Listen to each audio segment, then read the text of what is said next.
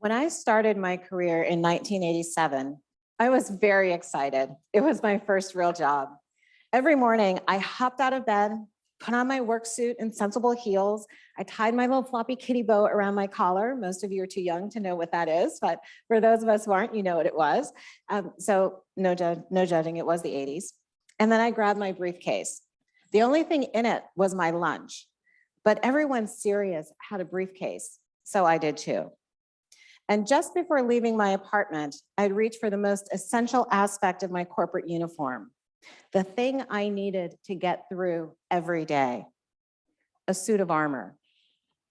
It was invisible, but even so, it felt heavy and it weighed me down, but I needed it. You see, it was my shield, my protection for dealing with the myriad of macro and microaggressions, micro assaults and micro insults that I faced day in and day out as a young Black woman trying to make my way in the world. I needed it to shield me from the subtle and not so subtle acts of aggression that leave you feeling marginalized, discounted, ignored, and even invisible. Like no matter who you are or how hard you work or how hard you try, you're just not enough. It's no wonder that current research has reported that 80% of women don't think they measure up. They suffer from what researchers and psychologists call imposter syndrome. It's the fear of being found out, the fear that one day the whole world will see that you are inadequate despite any success that you've had. And imposter syndrome doesn't just plague women, it affects men too, increasingly. And it can be debilitating. I've known that feeling. I know what it's like to be marginalized and discounted, and I know what it's like to be made to feel invisible. And you know, because I've had success, people often ask me, what do I know about being discounted or invisible? They'll say, you're successful. You've climbed the corporate ladder and made it to the C-suite. What do you have to worry about? Everything. You see, just because you have a seat at the table doesn't mean that people are comfortable with you being there. Those micro and macro aggressions still happen. The road hasn't become easier, it just becomes different. I've refrained from speaking up in meetings because my ideas were frequently discounted by colleagues, only to be accepted when someone else repeated those same ideas just a few minutes later. People looked past me or over me when standing in a group as though I wasn't there at all. Some people discounted me or ignored me because they thought I was too young or too girly or too something to be taken seriously, only to change their tune when they realized I was the senior person in the room. And at one point, I'd even been told that I would never be taken seriously because I looked like a Barbie doll. Of course, today I choose to see that as a compliment. But even when we demonstrate strength, ambition, and resilience, our daily battles with microaggressions, especially expectations and assumptions formed by stereotypes, often push us down. What concerns me most is that these experiences are not unique to me. And I'm confident that for many of you in the PR world and in the business world, you will unfortunately experience them too. So what are we supposed to do about this suffocating system of oppression built on sexism, racism, classism, and any other ism you want to add? A system that is built on power and privilege. Do we give up and say there is no use in fighting the system? No. I say this stops now. It's time, and actually it is past time. My generation learned to brush off the diminishments and pretend that they didn't bother us so that we wouldn't be considered too sensitive. Our passion was perceived as anger, so we acted as though nothing bothered us. We went along to get along. And if we were lucky, we learned to cope and succeed against the odds in spite of it all. Well, it is my hope that this new generation will throw down the bullshit flag on all of it and demand something different. Demand equity and justice for everyone. Demand to be seen. And demand for wide and sweeping change. Do it all with diplomacy. Seek collaboration, not conflict, but demand change. Last year, McKinsey put out a study noting that on the current trajectory, it will take about 95 years for minorities, and in this particular report, Black professionals, to reach talent parity across all levels in the private sector. 95 years. The numbers for other minority groups are not much different. Guys, we don't have 95 years, and I don't even know how you would consider that progress. Clearly, acceptance of the status quo is no longer acceptable. For those of us in this room and PR professionals worldwide, our concern can not only be about social and racial equity, an issue in which we as an industry should be leading, but we're lagging. But our industry is also under siege, and in some cases, the threat is within. We have always been an industry built on integrity and ethics, one committed to the Arthur W. Page principles and the values that are taught here in your program. We don't spin, we tell the truth. We know that words matter. The truth matters. Integrity matters. Yet just within the last 3 weeks, I have read about 3 significant events that should cause us all to do more than shake our heads in disapproval. The CEO of an independent PR firm was outed for using unethical tactics to boost his firm and denigrate others. And I'm talking about the Everything PR debacle. We all recently learned that the Everything PR website was owned by the head of a PR firm who never acknowledged its ownership. They ran this website as though it was an independent PR journal like PR Week or PR News, and published made-up articles with fake bylines to tout their firm and criticize competitors. A former communications executive for the Los Angeles Angels was found guilty of providing a player with drugs that resulted in his overdose and ultimately his death. A lauded chief communications officer in the NFL was at the center of a $2.4 million payoff to quiet an accusation by 4 cheerleaders that he filmed them in their dressing room without their knowledge. And we've seen some professionals on communications and PR contribute to disinformation rather than rally against it. And I could go on. This is not who we are. This is not what our profession is about. These individuals are not the norm, fortunately. They are the exception. But it's up to us, and really you, to ensure that it remains that way. And I know I'm putting a lot on your shoulders this afternoon, but I'm not going to leave you hanging. Over the course of my career, I've learned valuable lessons that I've turned into strategies and points of view and concepts. These beliefs have made the difference in me being a trailblazer and not a token, a victor and not a victim, and someone who thrives rather than someone who merely survives. I've had a long career, so I have a lot of them. But today I'm going to focus on the critical 3. The 3 things I want you to carry with you always. They have served me well in my career. They have helped me own my value, know my worth, and most importantly, seize and use my power. And I believe they will do the same for you. First and foremost, you are enough. It's important that you know this.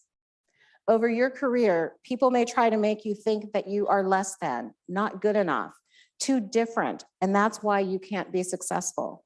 That's why certain levels of positions are not available to you. And as a result, rather than change the system, you'll be tempted to change yourself. to become something you're not so that you fit. I believe fit is overrated, but that's perhaps a conversation for another day. You will be tempted to twist yourself into so many versions of what people say you need to be that you might just forget who you are. Don't, because who you are is pretty darn special. You see, just because someone says or makes you believe that you are less than or not good enough or whatever does not mean that you have to believe it, own it, and become it. You can choose to be something different. At my core, I am just a little Black girl from Oakland and Hayward, California, and Albuquerque, New Mexico. I didn't go to an Ivy League school or even a top school. I'm the first generation in my family and the only one in my family to go to college. And as a result, I spent many years trying to be someone else, trying to become the perfect executive, only to wonder years later when faced, when faced with cancer and my own mortality, if it was really worth it. In some ways, yes, it was, because I was able to make progress and light a path for those who came behind me, open doors, and show what a woman of color can do. But if I had it to do again, I would do what I'm asking of you. Start from a place of knowing and believing that you are enough, and then have the courage to act on it. Be passionate, be purposeful, and be unapologetically, authentically you. And I believe you will do great things for yourself, for those around you, our industry, and quite frankly, our world. Number 2, it's choice, not chance, that changes your life. It's choice, not chance, that changes your life. If you don't like your circumstances, change them, period. At some point in your career, in all of our careers, we find ourselves in situations that make us miserable for any myriad of reasons. Don't stay in a situation where you can't be your best self. Change the situation or change where you're situated. I prefer that you stay and make change, but not at the expense of you. No doubt that some choices are easier than others, and sometimes it takes time to get to the point where you can make the choice that you need to make. And when that moment comes, understand, not making a choice is a choice. Be intentional, because it is choice, not chance, that changes your life. And number 3, 7 seconds of courage. I want you to understand its power, because with 7 seconds of courage, you can do anything. You can transform our industry and you can transform your life. Just a few minutes ago, I told you about the suit of armor. Over time, I traded in that suit of armor for a superhero cape. By then, that was way cooler, by the way. By then, I was a working parent.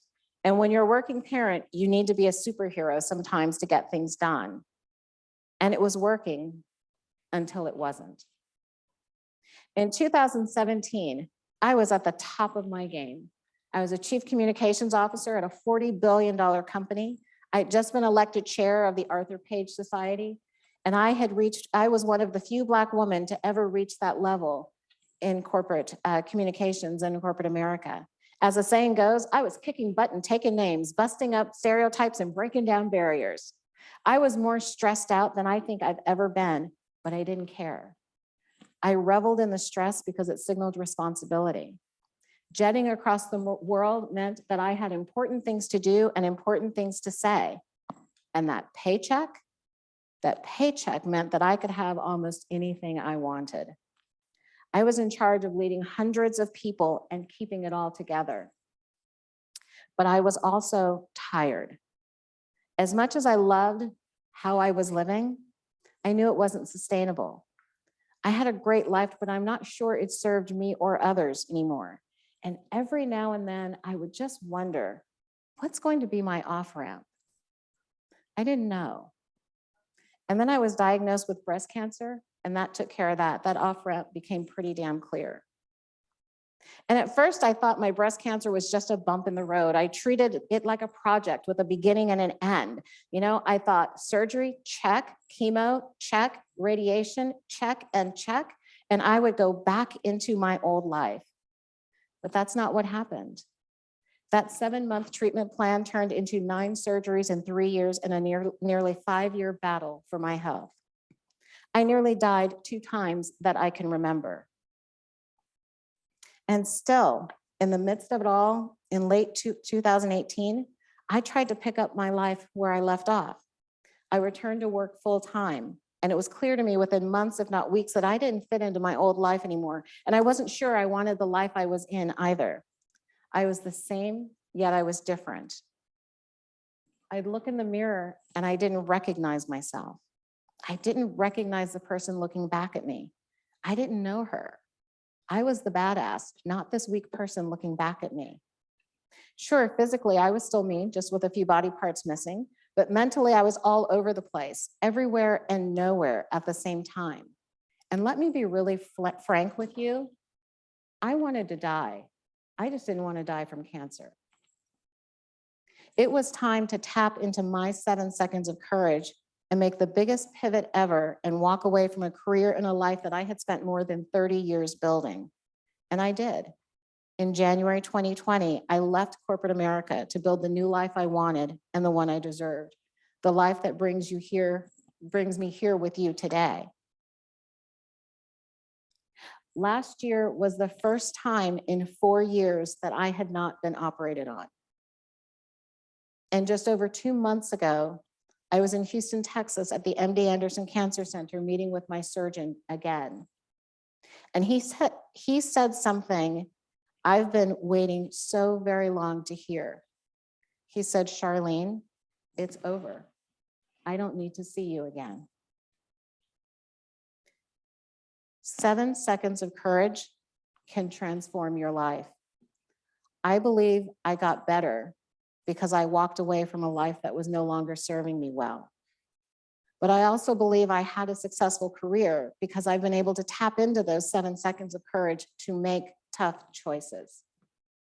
Neuroscientists will tell you that when making big choices, the first 6 seconds are all emotion. But that 7th second, that's where the magic happens. 7 seconds is all you need to take a deep breath, make a decision, and take action to do whatever you need to build the life you want and the life you deserve. You can do anything with just 7 seconds of courage and 1 deep breath.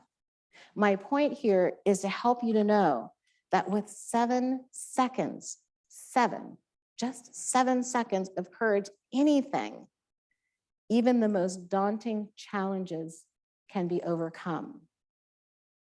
And I want you to think about that as we are daring to change PR. I want you to understand just how little it takes to make massive shifts in your environment, in your companies, and in your life. And as you go about your life and out into this world, I am relying on you, expecting you to remember these things. And most importantly, to be fearless and courageous in charting the path for your career, our industry, and your life. The future of PR is dynamic, it's diverse, and it's determined. And it continues with you. Yes, I want you to dare to change PR, but I don't want you to stop there.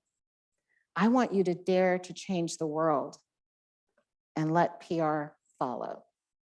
Thank you.